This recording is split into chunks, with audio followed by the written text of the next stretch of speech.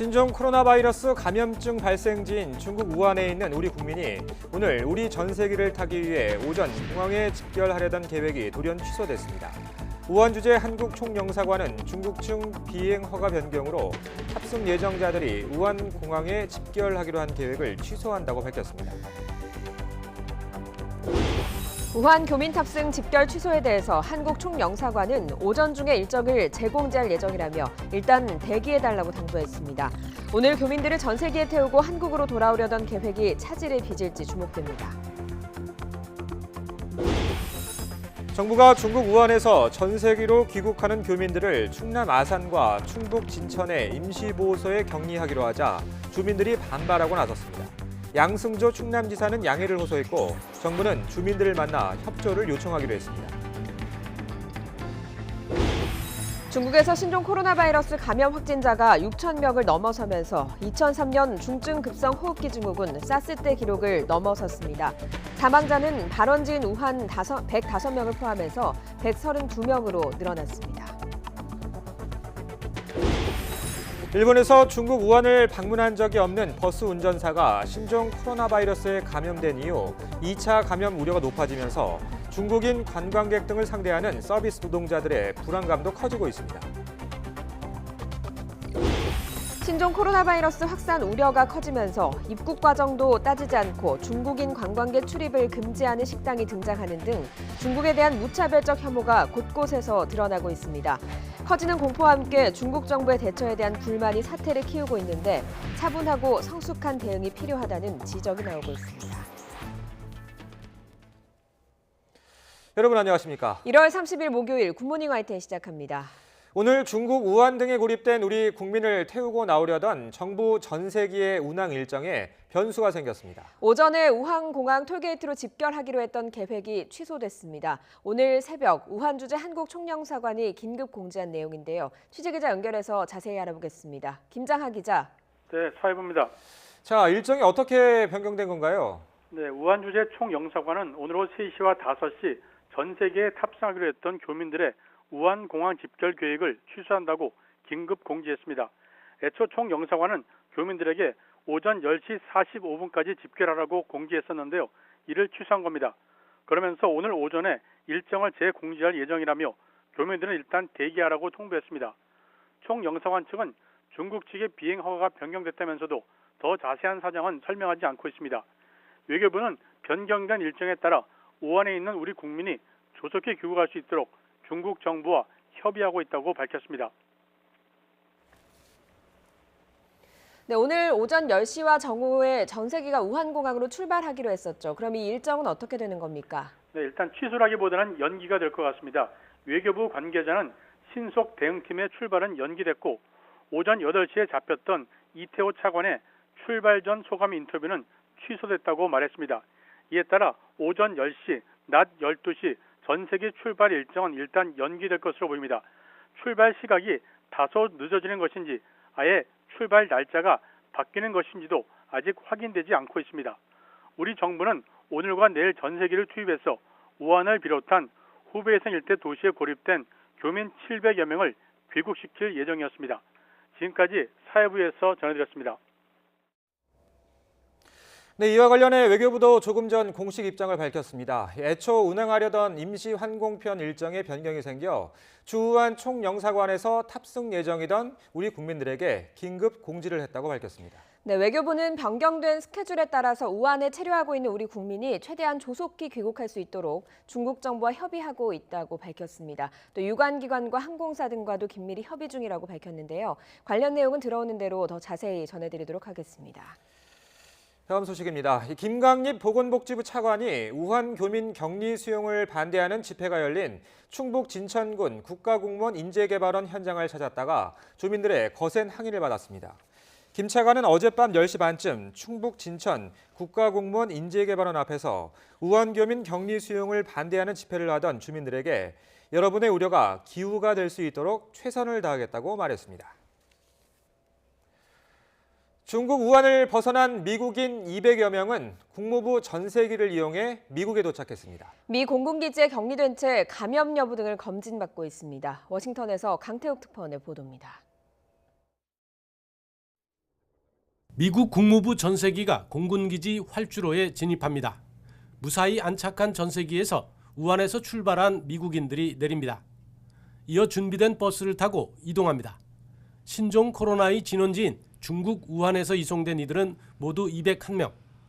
우한 주재 미 영사관에 근무하던 외교관들과 가족들에게 탑승 우선권이 주어졌습니다.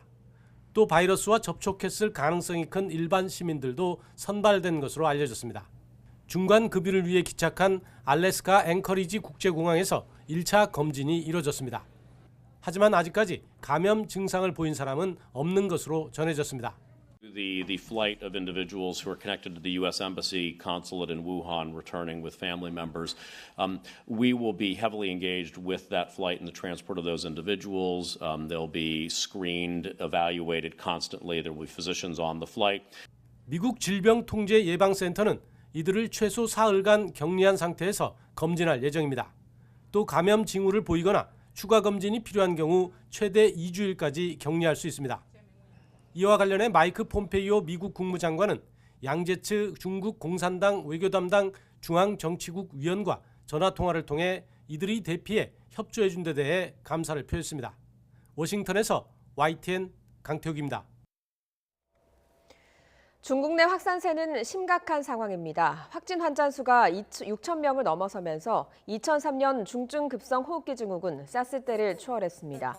중국 국가위생건강위원회는 베이징 시간으로 어제 저녁 6시 기준 전국 31개 성에서 신종 코로나 확진 환자는 6,078명, 사망자는 132명이라고 밝혔습니다. 핀란드가 현지 시각 29일 자국에서 첫 번째 코로나 바이러스 확진자가 나왔다고 밝혔다고 로이터 통신 등이 현지 보건당국을 인용해 전했습니다. 핀란드 국립보건복지연구소는 이날 신종 코로나 바이러스 감염증의 발원지인 중국 후베이성 우한에서 온 중국인 여행자가 해당 코로나 바이러스 감염증에 걸린 것으로 진단됐다고 밝혔습니다. 이 중국인 여행자는 32살 여성으로 알려졌습니다. 신종 코로나의 진원지 중국 우한은 당국의 봉쇄 조치로 대중교통이 끊기고 대신 개별 이동수단인 무료 택시가 운행 중이라고 합니다. 중국 우한 현지에 머물고 있는 교민이 봉쇄된 도시의 거리 풍경을 직접 찍어서 보내왔는데요. 화면으로 함께 보시겠습니다. 각 지역에 소단위 지구로 이렇게 택시가 4대 대기하고 있습니다. 그래서 각 지역 사무실에 연락하면 이 택시들이 무료로 원하는 곳까지 데려다 주는 걸로 알고 있습니다. 길가에 달리는 차는 거의 없고요. 모두 주차되어 있는 차들 뿐입니다. 보시다시피 상가들은 다 문을 닫았고 다니는 사람은 거의 볼 수 없을 정도입니다. 일부 대형 슈퍼마켓들은 문을 열고 있습니다만 조그만 슈퍼마켓들은 문을 열어도 일찍 영업을 마감하고 문을 닫고 있는 그런 상황입니다. 스타벅스도 봉쇄가 된 지 하루 이틀간에는 문을 열었었는데 지금은 문을 다 닫고 있습니다. 음식을 배달해주는 서비스인데요. 그 서비스 직원이 밖에서 손님을 기다리고 있는 것 같은데요. 아마 이 직원은 평소에는 들어가서 방에까지 전달을 했는데 지금은 전달이 안 되고 아마 손님이 밖으로 나와서 음식을 가져가야 될 것 같습니다. 세계 최대 규모의 가구업체인 스웨덴의 이케아가 신종 코로나 바이러스가 확산하고 있는 중국 내 자사 매장 30곳 가운데 절반가량의 문을 일시적으로 닫는다고 로이터 통신이 전했습니다. 중국에서 약 14,000명을 고용하고 있는 이케아는 신종 코로나 바이러스 영향이 있는 직원들은 추가 공지가 있을 때까지 자택에 머물 거라고 덧붙였습니다. 이번 겨울은 추위가 실종된 듯 연일 포근한 날씨가 이어지고 있습니다. 오늘도 추위 걱정은 놓으셔도 되겠습니다. 현재 서울 기온이 영상 2.1도로 예년 기온의 8도나 웃돌고 있습니다. 한낮에는 기온이 영상 9도까지 오르면서 3월 중순처럼 포근하겠습니다. 현재 전국이 흐린 가운데 남해안과 제주, 또 강원 영동 지역에는 비나 눈이 내리고 있습니다. 특히 제주 산간에는 대설경보가, 강원 산간 지역에는 대설주의보가 내려졌습니다. 내일까지 강원 산간과 제주 산간에는 최고 10cm의 큰 눈이 더 쏟아지겠고요. 강원 동해안과 경북 북동 산간에도 최고 5cm의 눈이 더 내리겠습니다. 충남 남부 내륙과 전북 내륙은 오후 한때 5mm 미만의 비가 조금 오겠고요. 그 밖에 남부 내륙에도 산발적으로 빗방울이 떨어지는 곳이 있겠습니다. 현재 기온은 서울이 2.1도, 대전 3.6도, 광주 5.1도, 부산은 5.9도로 크게 춥지 않습니다. 낮 동안 기온이 10도 안팎까지 오르며 포근하겠습니다. 서울과 대구 9도, 대전과 광주 10도, 부산은 11도로 예년 기온의 4에서 7도가량 웃돌겠습니다. 이번 주말부터는 다시 기온이 영하권으로 내려가겠고요. 특히 다음 주 후반에는 서울 아침 기온이 영하 8도에서 영하 9도 선까지 뚝 떨어지겠습니다. 현재 전국의 미세먼지 농도 좋음에서 보통수준 보이고 있습니다. 하지만 오후부터는 중국발 스모그가 유입되면서 충남과 전북 지역을 중심으로 미세먼지 농도가 높게 오르겠습니다. 지금까지 상암동 야외 스튜디오에서 YTN 권혜인입니다. 일본에서는 중국 우한을 방문한 적이 없는 버스 운전기사 등이 확진 판정을 받으면서 비상입니다. 2차 감염 우려가 커지면서 자연스럽게 중국인 입국자, 관광객들을 상대하는 우리 서비스 노동자들의 우려도 점점 커지고 있습니다. 김지환 기자가 취재했습니다. 공항에서 카트를 관리하는 오태근 씨는 요즘 걱정이 많습니다. 중국은 물론 전 세계에서 온 불특정 다수 여행객이 손으로 만진 카트를 하루 평균 2,000개나 옮기기 때문입니다. 근간 20만 명 정도가 매일 이 인천공항 터미널 1을 이용하고 있습니다. 이렇게 조심해라 이런 내용은 특별한 게 없고 너무 겁나죠. 하다못해 손세정제도 없어서 저희가 이걸 만져도 되는지 안 되는지. 어디에서 온지도 모르는 관광객들과 밀폐된 차 안에서 장시간 함께 숨을 쉬어야 하는 공항버스 기사도 불안하기는 마찬가지입니다. 일본에서 중국인 관광객을 태웠던 버스 운전기사가 신종 코로나 바이러스에 감염됐다는 소식을 들은 뒤로는 불안감이 더 커졌습니다. 관광객들 표를 받는 것도 꺼려질 정도입니다. 일단 외국분이면은 좀 많이 불안해요. 저희는 표 받을 때랑 좀 표 받을 때 손도 좀 맞대고 하니까 좀 그런 게 좀 불안하고 뭐 기침하고 그러면은 저희는 계속 불안해가지고 좀 운전에 집중도 안 되고. 관광객들이 자주 찾는 곳에서 일하는 사람들도 걱정스럽기는 매한가지입니다. 중국인 관광객들이 많이 찾는 서울 명동에서도 매장 직원들의 우려가 커지고 있습니다. 감염 걱정에 마스크를 쓰기도, 그렇다고 장사 생각에 마스크를 벗기도 어렵기 때문입니다. 왜냐면 아무래도 의사 전달이나 이런 것도 좀 안 되고 목소리 크게 안 나고 이러고 있으니까 어디 아파 보니까 들어가기 싫다 이런 생각이 들어요. 전문가들은 감염자의 침이나 분비물이 묻은 물건을 통해서 2차 감염될 수 있는 만큼 여행객들을 대하는 사람들의 각별한 주의를 강조합니다. 테이블이나 아니면 손잡이, 마우스 자판 이런 데를 이제 만지면서 접촉에 의한 전파가 이루어지기 때문에 이 비말과 이 접촉 전파를 모두 차단하는 게 중요하다고 볼 수 있겠습니다. 한국을 찾는 외국인 관광객들을 가장 일선에서 맞이하는 사람들이지만 그만큼 전염병 감염 위험에도 가장 취약하게 노출돼 있습니다. YTN 김지환입니다. 신종 코로나 바이러스 확산을 막는 데 가장 중요한 건 손 씻기와 마스크 착용입니다. 마스크는 일부 품귀 현상까지 있다고 하는데 지방자치단체들은 취약계층에 대해서 마스크 무상 지급에 나섰습니다. 오정권 기자가 취재했습니다. 전북 정읍에 있는 한 아파트 단지 경로당. 남녀가 따로라서 여성들만 있는 곳인데 오늘은 긴급 예방 교육이 잡혔습니다. 단단한 부위를 코 위쪽으로 이렇게 눌러주시면 좋을 것 같아요. 신종 코로나 바이러스를 막는데 가장 중요한 마스크 착용 그리고 손 씻기의 중요성을 알리는 교육입니다. 성인을 또 병원에 방문을 하실 때는 이렇게 방문을 하실 때는 마스크를 착용하시면 안심이 되시고. 교육을 하면서 마스크는 무상 지급되고 있습니다. 마스크 무상 지급 대상은 어르신들이 있는 경로당과 아이들이 있는 어린이집과 유치원입니다. 혹시라도 모르는 상황이니까 사전에 좀 적극적으로 대응해야 되겠다.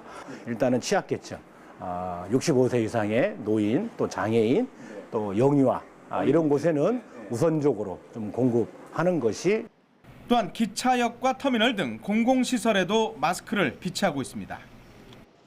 정읍 씨는 또 시민들을 평상시에 많이 접촉할 수밖에 없는 직업이죠. 택시기사, 버스기사, 이른바 직업적 취약계층에 대한 마스크 지원을 추가로 검토하고 있습니다. 아울러 당초 제기됐던 마스크 무상 지급의 선거법 위반 논란이 정리된 만큼 물량이 확보되는 대로 일반 시민에게도 마스크를 지원할 예정입니다. 전주시와 완주군도 취약계층 마스크 지급에 나섰습니다. 일단은 전체 시민을 대상으로 하지는 못하고 시청이나 공공기관에 마스크를 비치한 뒤에 취약계층을 중심으로 우선 배포하고 있습니다. 신속히 물량을 확보해서 어린이집, 경로당 등 취약계층에 우선적으로 공급을 할 계획입니다. 다만 불안감이 커지면서 마스크 수요가 폭증하고 품귀 현상까지 겹쳐서 마스크 물량을 어느 정도 확보하느냐에 따라서 무상 지원 규모가 정해질 것으로 보입니다. YTN 오점곤입니다. 신종 코로나 바이러스 여파로 각종 대규모 행사도 취소되고 있습니다. 특히 중국과 인접한 자치단체는 예정됐던 교류 행사를 중단했습니다. 이기정 기자의 보도입니다. 인천항 제1국제여객터미널이 한산합니다. 춘절 기간을 맞아 많은 중국 방문객이 오갈 예정이었으나 신종 코로나 바이러스의 확산으로 분위기가 급격히 얼어붙은 겁니다. 평소엔 입국장에서 진행되던 발열 측정 과정도 강화돼 검역관들이 중국에서 들어오는 모든 배에 탑승해 검역합니다. 저희가 일일이 체온 측정하고 있고요. 평상시 이렇지만 이제 이번 경우에는 다시 저희가 승선을 해서 배에서 모두 이루어지게 됩니다. 네. 인천시는 신종 코로나 바이러스에 대처하기 위해 교육청, 경찰청, 인천공항공사 등과 함께 점검회의를 열었습니다. 전체적으로 정말 최대한 촘촘하게 대응을 해야 하고 협업을 해야 하는 그런 사안이기 때문에 시 방역당국은 중국 우한에서 지난 13일부터 23일까지 입국한 내국인 94명에 대해 유선 연락을 통해 전수조사를 벌이기로 했습니다. 중국 후베이 지역을 다녀온 학생과 교직원은 증상이 없더라도 등교를 중지시키는 등 분야별 대책도 마련됐습니다. 이런 가운데 중국 장수성 수학여행단 300명의 인천 방문도 전면 취소되는 등 중국을 상대로 한 관광 마케팅은 모두 중단됐습니다. 각종 대규모 행사도 위축돼 다음 달 8일 인천 도읍의 관아에서 수천 명이 참석한 가운데 열릴 예정인 정월 대보름 행사를 전격 취소했습니다. 대규모 시민들이 모이는 행사를 불가피하게 취소 내지는 연기하게 됐고요. 또 인천시가 주력하고 있는 중국 교류 사업들도 불가피하게 차질을 빚게 됐습니다. 인천시는 시민 건강과 경제활동 위축을 막기 위해서라도 신종 코로나 바이러스가 조기에 종식되도록 총력전을 벌인다는 방침입니다. YTN 이기정입니다. 확인되지 않은 유언비어도 빠르게 퍼지고 있습니다. 바이러스의 진원지를 두고도 추측성 정보가 난무하고 있는데요. 특히 중국 우한 바이러스 연구소에서 바이러스가 유출됐다고 의심받고 있습니다. 이게 사실일까요? 박상현 앵커가 정리했습니다. 네, 이번 신종 코로나 바이러스 중국의 화난 수산시장에서 파는 박쥐에서 비롯된 것으로 알려졌죠. 하지만 중국 연구진이 학술지 랜싯에 발표한 연구에 따르면 초기 환자 41명 가운데 13명이 수산시장과 관련이 없는 것으로 나타나면서 제2의 장소에서 감염이 또 시작된 게 아니냐는 의심이 제기되고 있습니다. 의심을 받는 곳 바로 중국 우한 바이러스 연구소입니다. 우한 바이러스 연구소가 도마에 오르며 유언비어가 퍼지고 있습니다. 해당 연구소에서 신종 코로나 바이러스 감염증이 유출됐다는 의심이 나오더니 심지어는 이곳이 생화학 무기와 관련된 연구소이며 일부러 유출한 것이라는 주장으로까지 번졌습니다. 확인해 보겠습니다. 우한 바이러스 연구소, 일단 존재하는 곳은 맞습니다. 1956년 설립돼 바이러스학 기초연구와 관련 혁신을 전문으로 하는 종합연구기관입니다. 화난 수산시장과 거리도 가까운 편입니다. 지도로 보니까 불과 30여 킬로미터 떨어져 있습니다. 하지만 팩트는 여기까지입니다. 정작 중요한 부분, 즉 신종 코로나 바이러스가 우한 연구소에서 유출됐다는 증거는 하나도 없습니다. 이곳이 생화학 무기 연구소라는 주장도 사실이 아닙니다. 우한 바이러스 연구소는 건강과 질병, 농업 등에 초점을 맞춰 연구를 하는 국립생물안전연구소로 소개돼 있습니다. 우한 바이러스 연구소가 신종 코로나 바이러스와 직접적인 연관이 있다는 건 확인되지 않은 사실입니다. 가능성만을 놓고 마치 사실인 양 정보를 확산시키는 건 불필요한 공포감만 더할 뿐입니다. 손학규 대표와 기싸움을 벌이던 안철수 전 의원이 결국 바른미래당을 탈당했습니다. 비례대표 의원들이 다수를 차지하고 있는 안철수계 의원들은 일단 당에 남을 수밖에 없는 상황인데 총선을 어디서 어떻게 치러야 할지 계산이 복잡합니다. 김주영 기자가 보도합니다. 바른미래당 손학규 대표가 퇴진 불가 입장을 밝힌 다음 날 안철수 전 의원은 곧바로 탈당을 선택했습니다. 실용적 중도 정치를 실현하겠다며 한국으로 돌아온 지 10일 만입니다.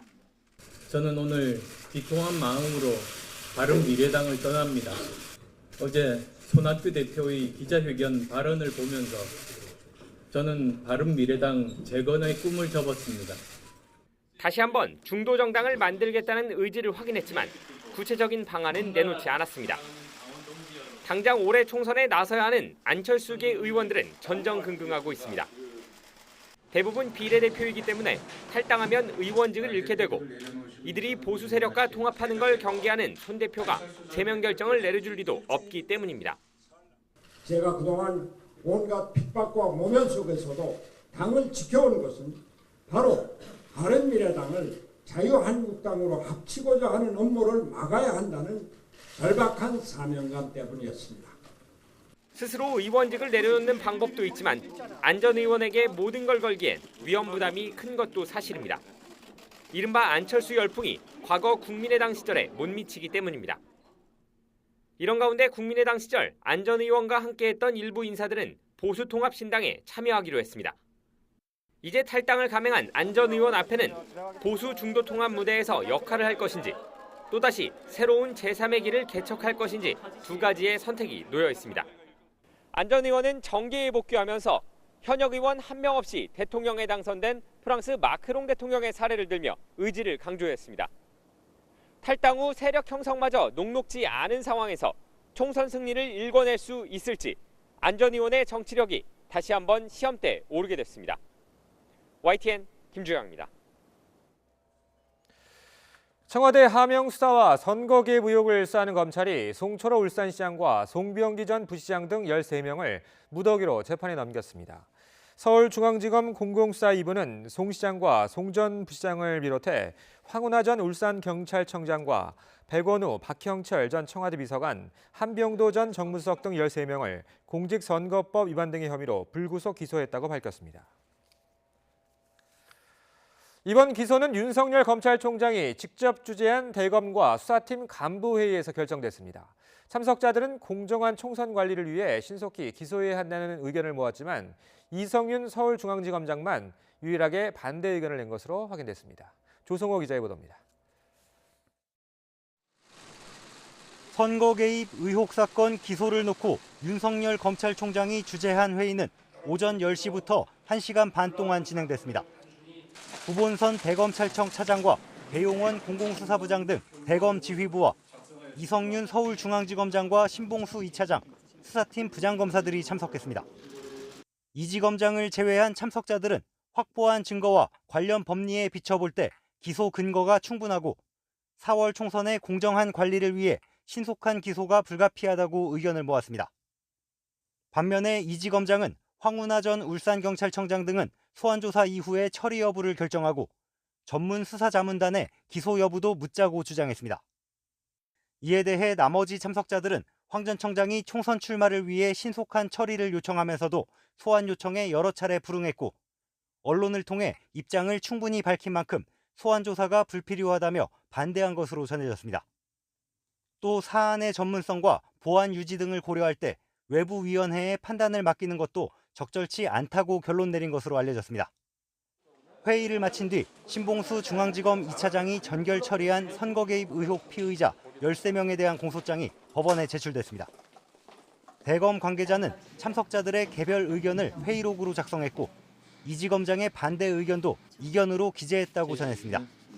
최근 검찰 내부 의사결정 과정과 관련해 잇따르는 잡음을 최소화하려는 것으로 풀이됩니다. 하지만 최강욱 청와대 비서관을 기소할 때와 마찬가지로 이성윤 지검장과 수사팀이 또 한 번 확연하게 다른 생각을 드러내면서 내홍은 당분간 이어질 전망입니다. YTN 조성호입니다. 청와대 함용수사와 선거개입 의혹과 관련해 임종석 전 대통령 비서실장도 오늘 오전 10시 검찰에 출석합니다.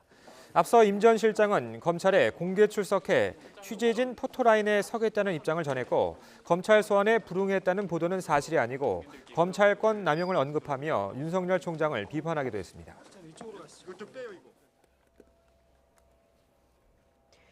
어제 저녁 경기도 이천 시내에 멧돼지 한 마리가 출몰했습니다. 멧돼지는 사진관에 난입해서 기물을 파손하며 소란이 피운 뒤 인근 야산으로 사라졌습니다. 차유정 기자입니다. 경기도 이천에 있는 한 사진관. 멧돼지 한 마리가 쏜살같이 난입합니다. 육중한 몸집으로 이곳저곳을 누비니 걸려있던 액자들도 떨어집니다. 어제 오후 6시쯤 경기도 이천시 창천동 시내에 멧돼지 한 마리가 나타난 겁니다. 상점을 돌아다니던 멧돼지는 한 사진관으로 들어가 유리창을 깨고 기물을 파손했습니다. 다행히 사진관 관계자는 얼른 몸을 피해 별다른 인명피해는 없었습니다. 경찰과 소방당국이 포획에 나섰지만 멧돼지는 인근 야산으로 달아나 버렸습니다. 주민들이 코와 입을 가리고 계단을 빠져나옵니다. 어제 저녁 8시쯤 서울 용산구 다세대 주택 1층에서 불이 났습니다. 다친 사람은 없었지만 소방서 추산 480만 원의 피해가 났습니다.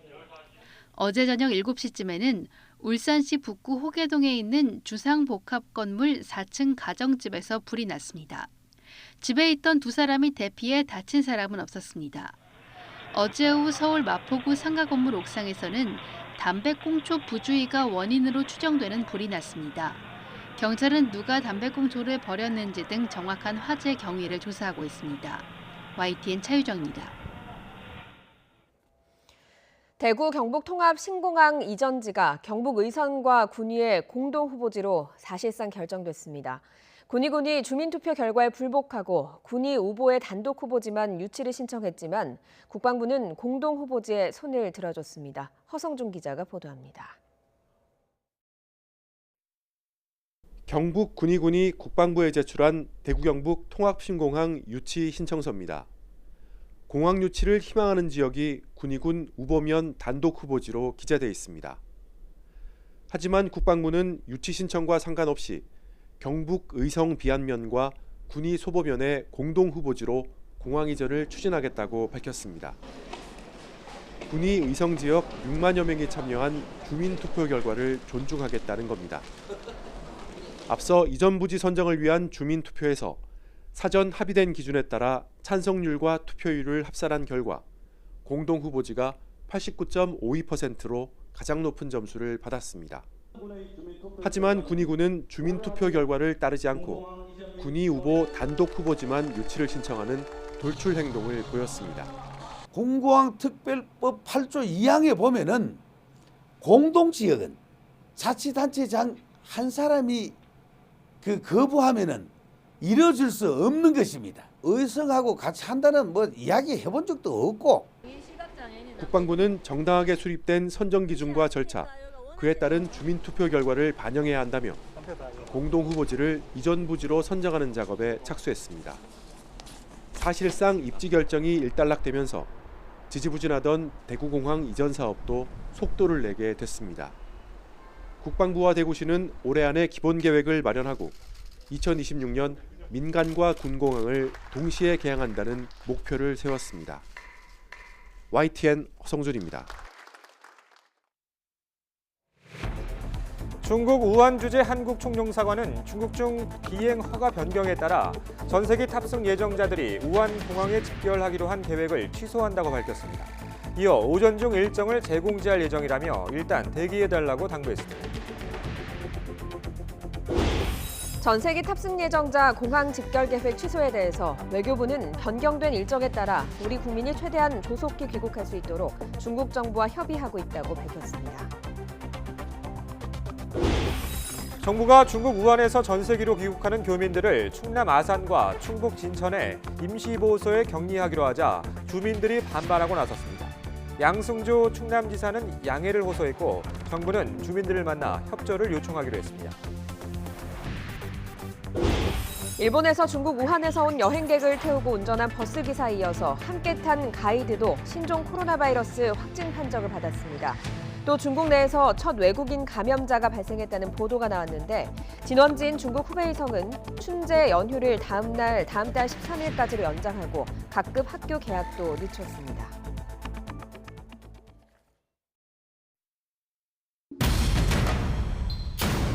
전세기를 보내는 등 조치를 취하겠습니다.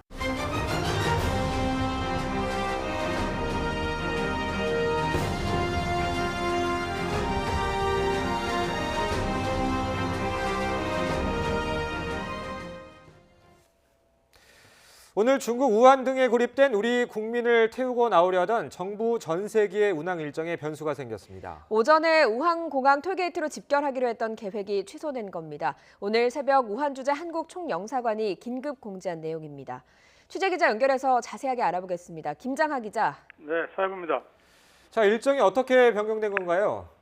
네, 우한 주재 총영사관은 오늘 오후 3시와 5시 전세기에 탑승하기로 했던 교민들의 우한공항 집결 계획을 취소한다고 긴급 공지했습니다. 애초 총영사관은 교민들에게 오전 10시 45분까지 집결하라고 공지했었는데요. 이를 취소한 겁니다. 그러면서 오늘 오전에 일정을 재공지할 예정이라며 교민들은 일단 대기하라고 통보했습니다. 총영사관 측은 중국 측의 비행 허가가 변경됐다면서도 더 자세한 사정은 설명하지 않고 있습니다. 외교부는 변경된 일정에 따라 우한에 있는 우리 국민이 조속히 귀국할 수 있도록 중국 정부와 협의하고 있다고 밝혔습니다. 네, 오늘 오전 10시와 정오에 우한공항으로 출발하려던 전세기 일정도 변경되는 겁니까? 네, 취소하기보다는 일단 연기될 것 같습니다. 외교부 관계자는 신속 대응팀의 출발은 연기됐고 오전 8시에 잡혔던 이태호 차관의 출발 전 소감 인터뷰는 취소됐다고 말했습니다. 이에 따라 오전 10시, 낮 12시로 예정됐던 전세기 출발 일정은 일단 연기됐습니다. 항공업계는 오늘 저녁 8시 이후에 전세기 첫 편이 나가는 것으로 일정을 조율하고 있다고 전했지만 외교부는 공식 확인해주지 않고 있습니다. 지금까지 사회부에서 전해드렸습니다. 정부가 중국 우한에서 귀국하는 교민들을 충남 아산과 충북 진천에 나눠서 임시 격리 수용하기로 하자 해당 지역 주민들이 반발하고 있습니다. 정부는 해당 지역 주민들을 만나서 협조를 요청하기로 했습니다. 이성우 기자입니다.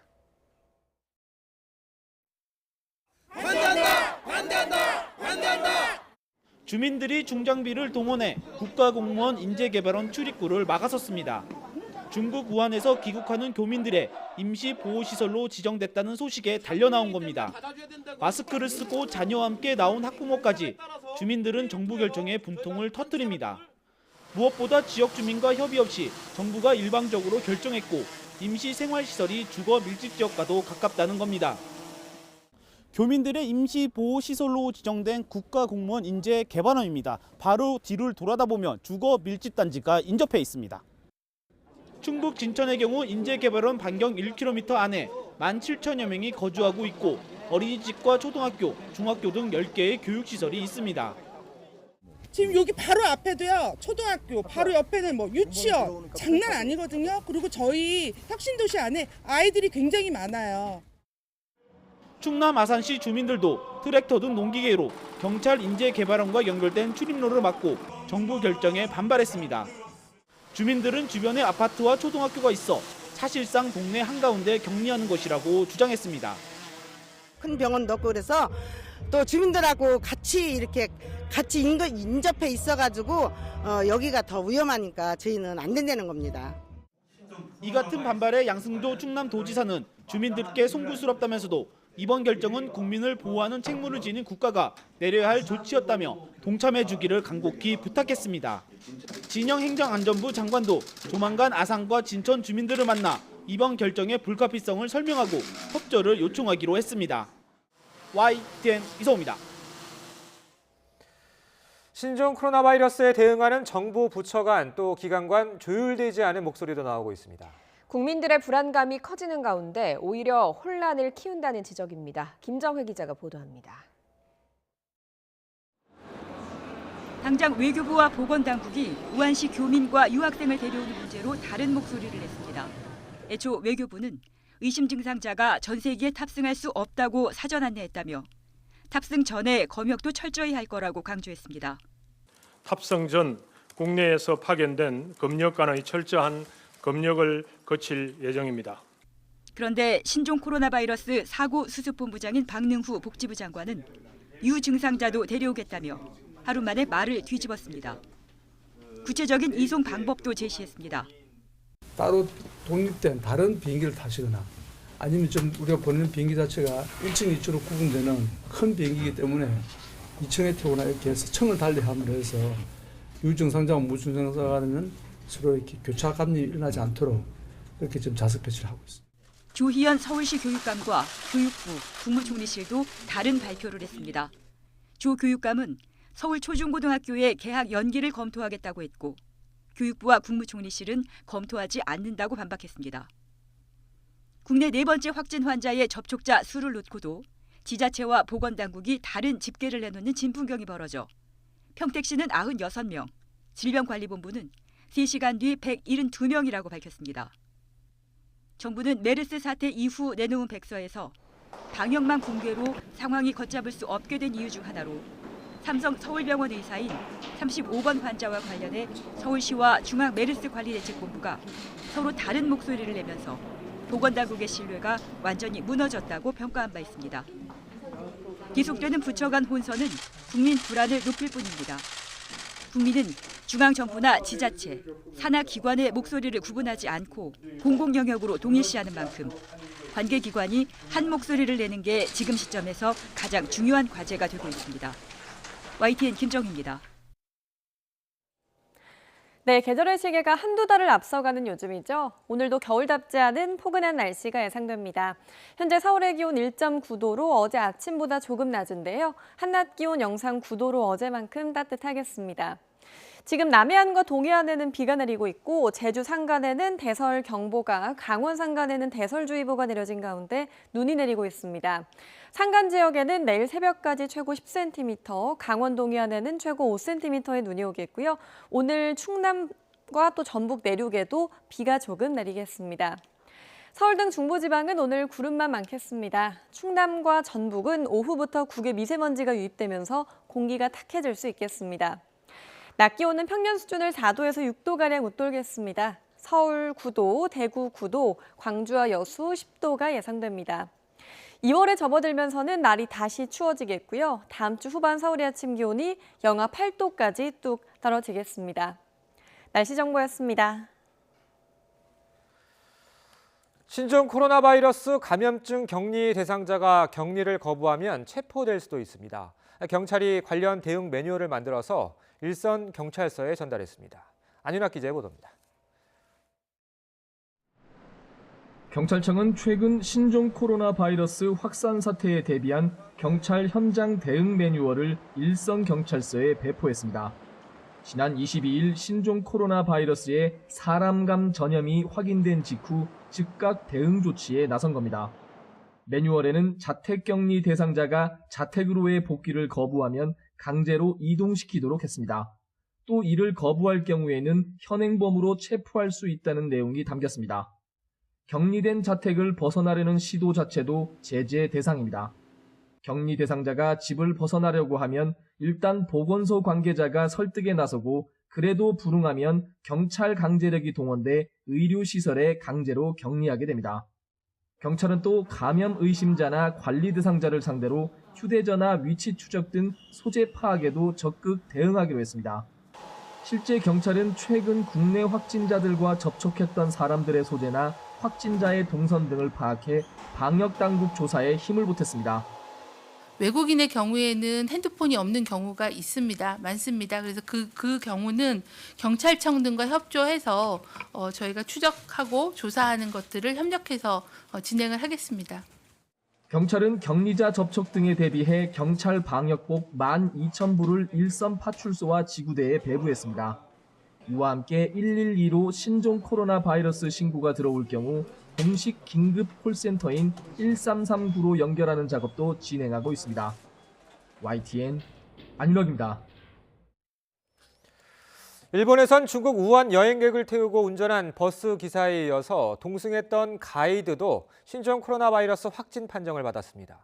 중국 내에선 첫 외국인 감염자가 발생했다는 보도도 나왔습니다. 이동우 기자가 보도합니다. 중국 우한에서 온 관광객을 태우고 도쿄와 오사카 사이를 운전한 버스 기사에 이어 동승했던 여성 가이드도 신종 코로나 바이러스에 감염됐습니다. 우한 방문 이력이 없는 버스 기사와 가이드까지 확진자로 판명되자 일본 내 사람과 사람 간 전염이 시작됐다는 분석이 나오는 가운데 확산 우려가 커지고 있습니다. 이와 별도로 중국 우한에 머물다 일본 정부 전세기를 타고 일본으로 돌아온 일본인 206명 가운데 13명이 발열과 기침 등 증상을 보였습니다. 이 가운데 2명은 폐렴 진단을 받았습니다. 귀국자들은 앞으로 2주 동안 병원이나 자택 등에서 머물며 매일 방역당국의 건강 체크를 받게 됩니다. 今後も2週間までの間は外出を控えて自宅などで滞在をしていただき、引き続き健康状態の確認を行わさせていただくことにしており。 이런 가운데 핀란드에서도 중국 우한에서 온 32세 중국인 여성 여행자가 처음으로 코로나 바이러스 확진자로 판명됐습니다. 이로써 유럽에서 확진자가 나온 국가는 프랑스, 독일, 핀란드 3개국으로 늘었습니다. 중국 내에서는 첫 외국인 감염자가 발생했습니다. 광둥성 보건당국은 호주인 2명과 파키스탄인 1명이 신종 코로나 바이러스 확진자라고 밝혔습니다. 중국 당국이 아직 공식 발표하지 않았지만 파키스탄 보건당국은 중국 내 자국 유학생 4명이 확진자라고 밝혀 중국 거주 외국인 감염자는 더 늘어날 것으로 보입니다. 한편 이번 사태의 진원지인 중국 후베이성이 바이러스 확산을 막기 위해 각종 기업의 춘제 연휴를 2월 13일까지 연장했으며 각급 학교의 개학도 연기했습니다. YTN 이동호입니다. 불안감이 커지다 보니 몸에 닿기만 해도 감염된다, 또 눈으로 보는 것도 위험하다는 등 괴담 수준의 억측도 떠돌고 있습니다. 하지만 아예 근거가 없는 것은 아니어서 따져볼 필요도 있습니다. 팩트와이 한동호 기자입니다. 각국 보건당국이 설명하는 신종 코로나 바이러스의 주요 확산 경로는 감염자의 입에서 나오는 침방울입니다. 그런데 사태가 확산하면서 새로운 주장들이 퍼지고 있습니다. 중국 관영 매체인 인민일보 공식 트위터에 올라온 글입니다. 기침이나 재채기에 노출되지 않고 신체 일부가 닿기만 해도 전염될 수 있다는 겁니다. 그러나 구체적으로 어떤 접촉인지, 바이러스가 공기 중에 노출돼도 장기간 살아남는다는 얘기인지 구체적인 내용은 전혀 없습니다. 현재까지 확인된 건 바이러스에 오염된 손이 전염의 매개체가 될 수 있다는 겁니다. 손을 통해서 매개가 되기 때문에 손 씻기를 철저히 하는 등 정도의 기본적인 예방 수칙을 기본을 지키시는 게 가장 중요한 예방법이라고 말씀드립니다. 신종 코로나 바이러스 환자를 치료하다 자신도 감염됐다는 중국 의사 SNS입니다. 진료 당시 마스크를 썼지만 보호 안경을 안 쓴 사실을 갑자기 깨달았다. 이후 결막염이 생긴 뒤 감염됐다고 말합니다. 환자의 침이 튀어서 눈에 직접 닿거나 바이러스에 오염된 손으로 눈을 비비면 감염 확률은 높아집니다. 눈 안쪽 점막으로 바이러스가 침투할 수 있기 때문입니다. 바라만 봐도 감염된다는 건 괴담일 뿐입니다. 영화에 나올 만한 소설 같은 얘기고요. 그 환자가 기침 재채기를 하고 상대방의 눈이나 코나 입의 점막에 달라붙었을 때 감염이 되는 것입니다. 신종 코로나 바이러스 관련 거짓 정보를 무분별하게 유포하면 삭제하겠다는 방송통신심의위원회. 국민의 생명하고 건강, 안전을 지금 크게 해칠 위험이 있는 정보지 않습니까? 사회적 혼란을 현저히 야기시키는 정보는 그 심의 규정에 따라 시정요구 대상입니다. 이후 정치인 이준석 씨는 정부가 슬그머니 검열에 들어간다며 중국에 대한 사대주의, 즉 중국 눈치를 보며 과도한 대응을 한다고 비난했습니다.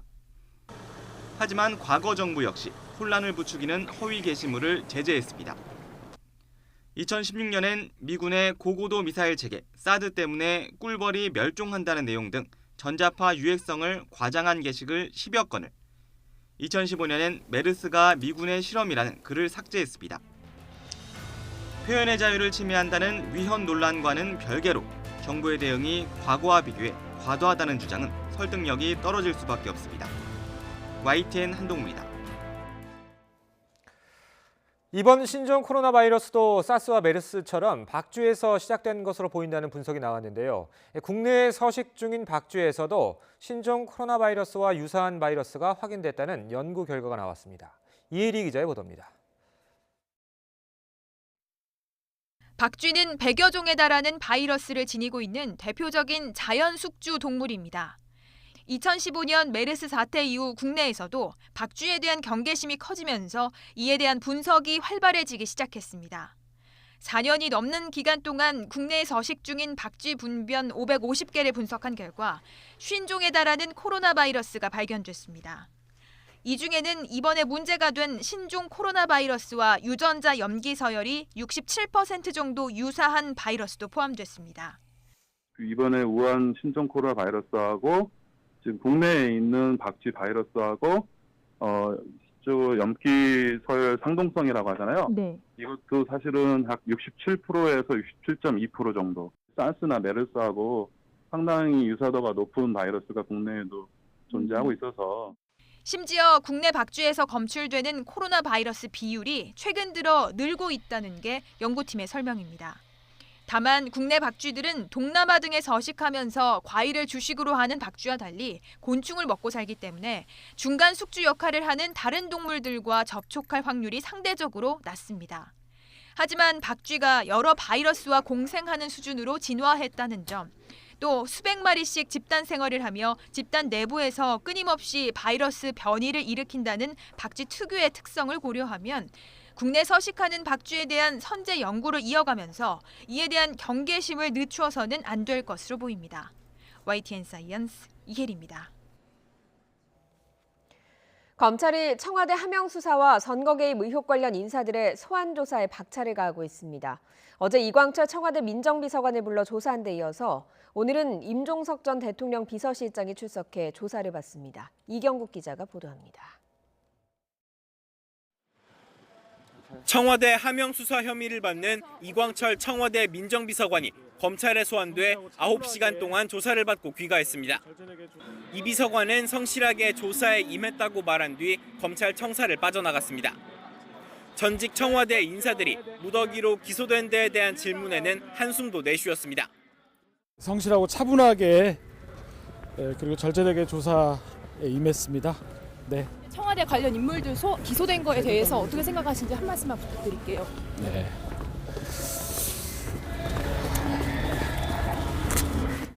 이 비서관은 지난 2017년 김기현 전 울산시장 측근 관련 첩보가 경찰에 전달되던 당시 청와대 민정비서관실 선임 행정관으로 재직했습니다. 검찰은 이 비서관이 당시 백원우 전 민정비서관과 함께 송병기 전 울산 부시장의 제보를 재가공해 경찰에 전달하는 과정에 깊이 관여한 것으로 의심하고 있습니다. 선거 개입 의혹이 제기된 청와대 인사 가운데 최고위층인 임종석 전 대통령 비서실장의 소환 조사도 임박했습니다. 임 전 실장은 자신의 SNS를 통해 검찰 조사에 응하겠다는 뜻을 밝혔습니다. 임 전 실장은 지난 2018년 지방선거 당시 송철호 시장의 출마와 후보 단일화, 공약 설계 등에 개입한 혐의를 받고 있습니다.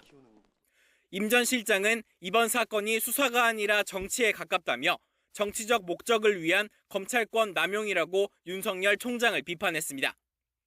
앞서 검찰의 소환 요청에 불응했다는 언론 보도도 사실이 아니라며 강력한 유감을 표한다고도 했습니다. 검찰은 임 전 실장과 이 비서관은 선거에 미칠 영향을 고려해 오는 4월 총선 이후 처벌 여부를 결정할 방침입니다. YTN 이경국입니다. 서울대학교가 뇌물수수 등의 혐의로 기소된 조국 전 법무부 장관에 대해서 직위 해제 처분을 내렸습니다. 학교 측은 조 전 장관이 정상적인 강의 진행이 어려워 학생들의 학습권이 침해될 가능성이 크다고 판단했습니다. 김우준 기자입니다. 청와대 민정수석으로 임명되기 전 조국 전 법무부 장관은 서울대학교 법학전문대학원 교수로 재직했습니다. 민정수석에서 물러나고 복직원을 냈던 조 전 장관은 법무부 장관에 임명되면서 다시 학교를 떠났습니다. 그리고 지난해 10월 장관직을 사퇴한 뒤 학교로 돌아왔지만 이번에는 3개월 만에 학교 측으로부터 직위 해제 처분을 받았습니다. 서울대는 조국 교수가 뇌물수수와 직권 남용 등의 혐의로 재판에 넘겨지면서 직위 해제 여부를 검토해 왔습니다. 서울대학교 교원 인사 규정에 따르면 소속 교수가 형사사건으로 재판에 넘겨지면 교수 신분은 유지하되 강의는 할 수 없는 직위 해제 조치가 가능합니다. 검토 결과 조국 교수의 정상적인 직무 수행이 어려워 학생들의 수업권이 침해될 가능성이 높다는 게 서울대 측 결론입니다. 조국 교수가 올해 1학기 강의 계획을 냈지만 결국 학교가 반대한 겁니다. 서울대의 직위 해제 결정에 대해 조국 전 장관은 검찰의 일방적 판단으로 내린 기소만으로 처분한 신분상의 불이익은 부당하다고 비판했습니다. 그러나 강의를 진행할 경우 일어날 수 있는 소동과 부담 등을 우려한 결정을 수용하겠다며 학교 측 결정에 불복할 뜻은 없음을 밝혔습니다. 서울대도 직위 해제 절차가 유무죄를 판단하는 징계는 아니라고 선을 그었습니다. YTN 김우준입니다. 한미 방위비 분담 협정이 공백 상태에 놓인 가운데 미국이 압박 수위를 높이고 있습니다. 주한미군 내 한국인 노동자에게 협상 지연에 따른 강제 무급 휴직을 예고했는데 미국 내에서도 동맹 훼손 우려가 나오고 있습니다. 김지선 기자입니다. 주한미군에서 일하는 한국인 직원은 약 9천여 명. 주한미군 사령부가 직원 한 명 한 명에게 오는 4월부터 강제 무급휴직에 들어갈 수 있다고 통보했습니다. 주한미군 사령부는 한국인 고용 비용을 한국이 분담하지 않는다면, 즉 한미 방위비 협상이 타결되지 않으면 주한미군은 곧 급여 지급 자금을 다 쓰게 될 것이라고 밝혔습니다. 임금을 지급하지 못해 노동자가 휴직에 들어가야 할 경우 반드시 60일 전까지 사전에 알려주도록 한 자국법에 따른 조치라는 겁니다. 우리 측이 부담하는 주한미군 방위비 분담금 가운데 한국인 근로자의 인건비가 차지하는 비중은 절반 정도. 지난해 기준 약 5천억 원인데 오는 3월까지만 미군 예산으로 우선 지급할 수 있습니다. 주한미군 사령부가 지난해 10월에도 한국인 노동조합과 우리 정부에 같은 내용의 서한을 보낸 데 이어 이례적으로 입장문까지 낸 건 협상을 압박하려는 의도가 커 보입니다. 저희는 가장 불안하고 압박을 많이 받고 생계의 위협을 받고 있습니다. 근데 만약에 저희 때문에 잘못된 협상이 된다면 저희는 전 국민에게 가해자가 될 수도 있거든요. 그러고 싶은 마음은 전혀 없습니다. 이런 가운데 트럼프 정부의 방위비 분담금 요구가 과도하다는 우려는 미국 내에서도 계속되고 있습니다. 미국의 소리 방송은 민주당 소속 상원 중진 의원들이 트럼프 행정부에 방위비 분담금 집착이 한미 관계와 인도태평양 전략을 위태롭게 할 것이라는 우려를 전했다고 보도했습니다. 또 미국 정부가 주한미군 기지에서 일하는 한국인 근로자들을 무급 휴직시키기 시작할 것이라며 단순히 압박에 그치지 않을 수 있음을 시사했습니다. 6차례에 걸친 회의에도 여전히 분담금 액수를 놓고 이견이 큰 한미 양국은 다음 달 초 회의를 이어갈 예정입니다. YTN 김지선입니다.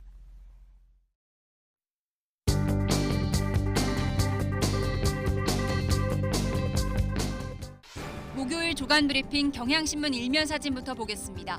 중국에서 출발한 비행기를 타고 입국한 승객들인데요. 물안경과 헤어캡, 우주복을 연상케 하는 점퍼까지 신종 코로나 바이러스가 바꾼 입국장 풍경입니다. 한겨레 신문 사진은 우한으로 파견 가면서 가족과 작별 인사를 나누는 의료진의 모습인데요. 눈물이 흐르고 있습니다.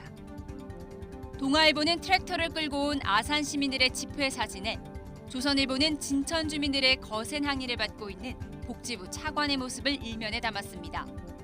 정부가 중국 우한 교민들을 인근 시설에 격리하기로 한 데 따른 반발이죠. 다른 나라는 전 세계로 탈출한 자국민에 대해 어떻게 조처하고 있을까요?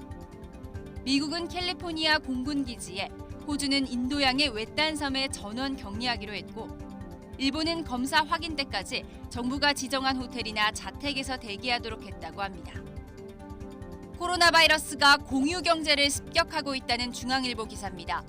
킥보드 업체들은 매일 알코올 소독을 실시하고 일부 모빌리티 업계는 승객에게 무료 마스크를 제공하는 등 적극 대응에 나섰다고 설명했습니다.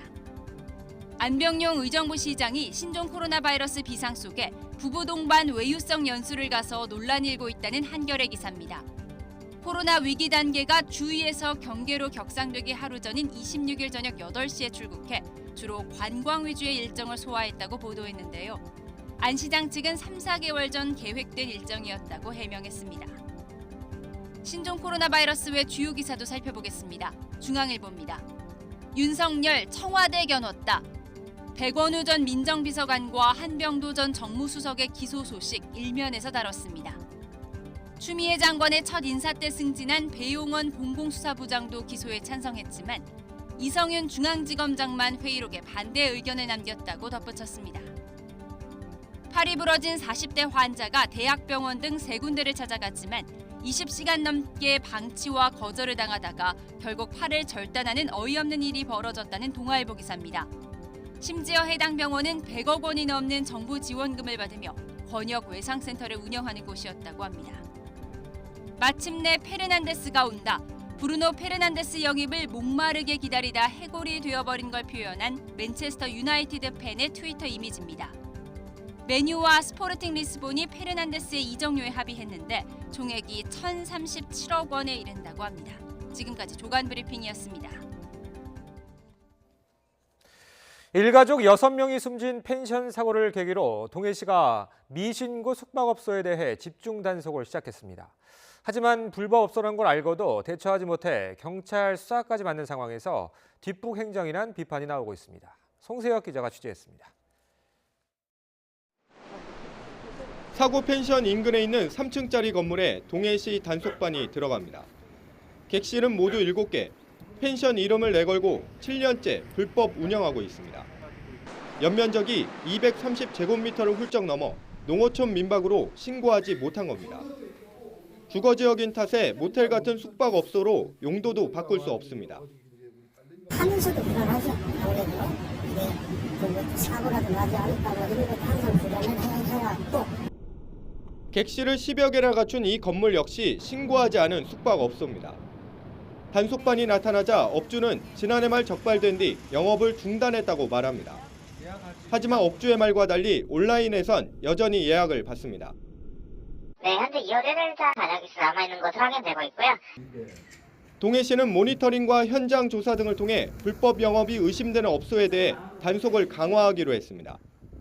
시정 조치를 했는데도 안 할 시에는 그 관계 법령에 따라서 그 업소를 폐쇄 조치는 물론 사법기관에 고발 조치할 예정입니다. 현재 이용객들이 불법 업소인지 아닌지 알려면 직접 지자체에 물어보거나 영업 신고증을 확인해야 합니다. 단속 강화도 중요하지만 인터넷 예약 사이트에 영업 신고증 게시를 의무화하는 등 제도 보완도 필요해 보입니다. YTN 송세혁입니다. 가수 김광석 씨의 타살 의혹을 제기했던 이상호 기자의 2심 재판에서도 김광석 씨의 부인 서예순 씨의 명예를 훼손한 책임이 인정된다는 판결이 내려졌습니다. 서울고등법원은 서 씨가 이 씨와 고발 뉴스를 상대로 낸 손해배상 청구 소송 2심에서 이 씨가 1억 원을 배상하고 이 가운데 6천만 원을 고발 뉴스와 공동으로 내라고 판결했습니다.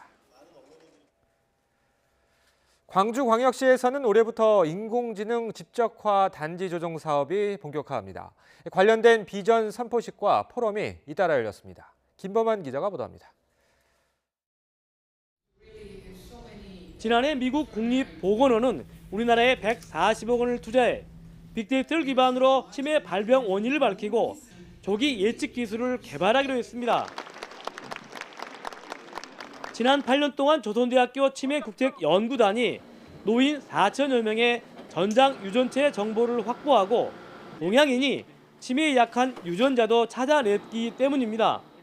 그 확보한 데이터를 기반으로 향후 인공지능 기술 개발을 위해서 저희들이 이제 광주에 이제 국가 치매 DB 센터를 유치하는 것을 최우선 목표로 하고 있습니다.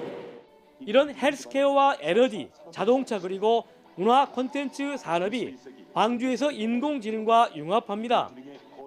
지난해 4천억 원 규모의 광주 인공지능 집적화단지 조성 사업이 예비 타당성 조사, 면제 대상이 된 덕분입니다. AI 집적화단지 터가 개발 제한 구역에서 풀려 순풍의 돛도 달게 됐습니다. 올해 1,000억 원을 시작으로 앞으로 10년 동안 인공지능 분야에 모두 1조 원이 투자됩니다. 우리 광주가 정치 1번지를 벗어나서 경제 1번지로 떠나는 강주에서 돌아오는 강주로 자리매김하는 변곡점이 될 것입니다. 특히 의향 강주를 넘어 인공지능 강주 시대를 여는 원년이 될 것입니다. AI 비즈니스 생태계와 인재 양성 등 4대 핵심 산업, 20개 과제를 통해 1000개의 창업과 일자리 7000개, 그리고 인재 5천여 명 양성이 추진됩니다. 과기정통부와 광주광역시는 서로의 지혜를 모으고 적극적으로 소통하여 인공지능 1등 국가 대한민국 실현이라는 공동의 목표를 향해 나아갈 것입니다. 광주광역시가 예산 규모가 큰 사회 간접 자본을 마다하고 차별화 전략으로 선택한 AI 집적화 단지, 인공지능 중심 도시 조성 사업은 광주의 미래 성장 동력과 먹거리가 될 것으로 기대되고 있습니다. YTN 김범환입니다.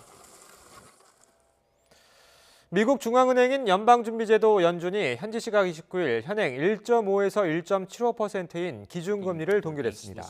지난해 7월 말 이후 3차례 연속 기준금리를 내렸다가 지난달 인하 행진을 멈춘 연준이 2차례 연속으로 동결 분위기를 이어간 겁니다.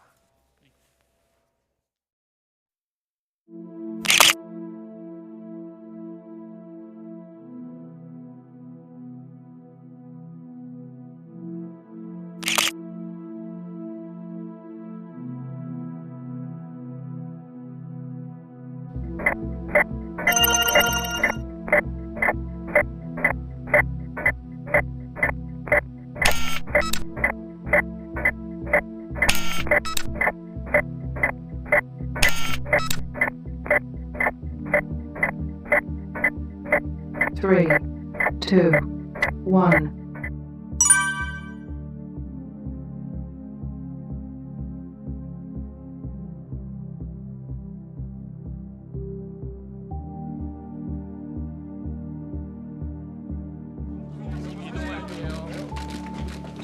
사실관계 안전이 동일하실 거예요? 뒤에.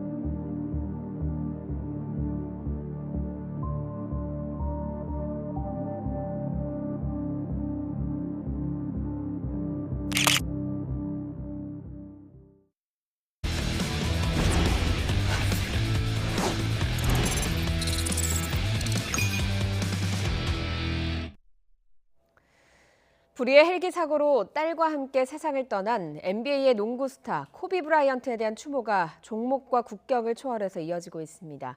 특히 코비와 개인적인 인연이 있는 사람들의 안타까움은 깊을 수밖에 없겠죠. 먼저 이탈리아 밀라노입니다. 이탈리아 프로축구 AC 밀란의 홈구장 산시로인데요. 토리노와의 코파 이탈리아 경기에 앞서서 코비 브라이언트를 추모하는 시간이 마련됐습니다. 어린 시절 가족과 함께 이탈리아에 살았던 코비는 소문난 AC 밀란 팬이었는데요. LA 레이커스 라커룸에 늘 AC 밀란 유니폼과 머플러를 걸어놓고 있다고 말한 적도 있습니다. 팬들은 코비의 유니폼을 입고 휴대전화 플래시로 별빛을 만들어서 별이 된 농구 전설을 애도했습니다. 화면에 나온 문구는 전설은 절대 사라지지 않는다라는 내용인데요. 이 문구에 이어서 인간의 유한함을 노래한 록그룹 퀸의 명곡이 흘러나오면서 숙연함은 더 깊어졌습니다. 네, 이번에는 호주 오픈 테니스 대회가 열리고 있는 멜버른입니다. 10년 넘게 코비와 인연을 이어온 조코비치가 하늘로 떠난 전설을 애도하며 메시지를 남겼습니다. 코비 브라이언트의 이름의 첫 자인 KB와 등번호를 가슴에 새긴 조코비치는 8강전 승리 인터뷰에서 코비와의 인연을 추억하며 눈물을 쏟기도 했습니다. He was my mentor, my friend, and it's just heartbreaking to see and to hear what has happened to him and his daughter. It's unbelievable.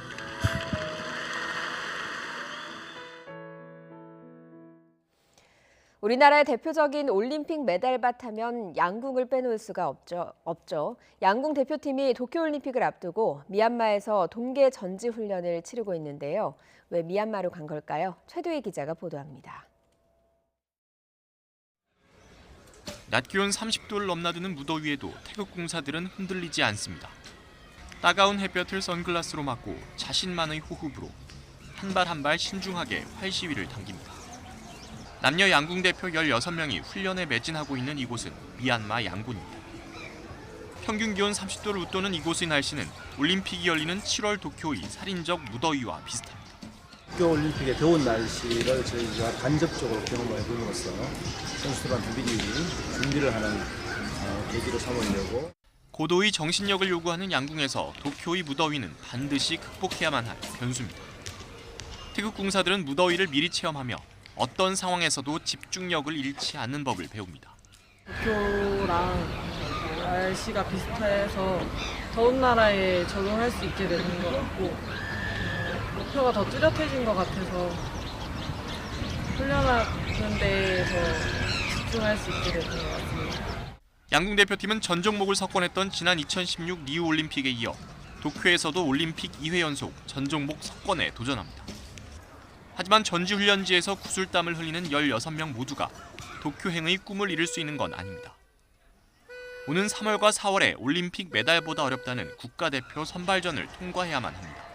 전지훈련을 통해서 좀 더 다른 선수들, 국내에 있는 다른 선수들보다 조금 더 실전 감각이 좀 빨리 올 거라고 저도 기대하고 있고 또 좋은 훈련을 해서 좋은 느낌으로 선발전 잘 마치고 또 올림픽에도 도전해볼 수 있도록 노력하겠습니다. 세계 최강이기에 태극마크의 무게도 남다른 양궁. 하지만 바늘구멍을 통과해 최종적으로 도쿄올림픽 4대에 설 수 있는 선수는 남녀 각 3명뿐입니다. YTN 최두입니다. 프로야구 한 시즌 성적을 좌우할 전지훈련 시즌이 본격적으로 막을 올렸습니다. SK와 KT, NC가 미국, LG가 호주로 각각 출국하면서 약 40일 동안 이어지는 스프링 캠프에 돌입했습니다. 국가를 가리지 않고 신종 코로나 바이러스가 확산하면서 각 구단은 혹시 모를 상황에 대비해서 마스크를 쓰고 출국장을 통과했습니다. 오늘 오키나와로 출국할 예정인 삼성은 음주운전이 적발된 투수 최충현 선수를 전지훈련 명단에서 제외했습니다.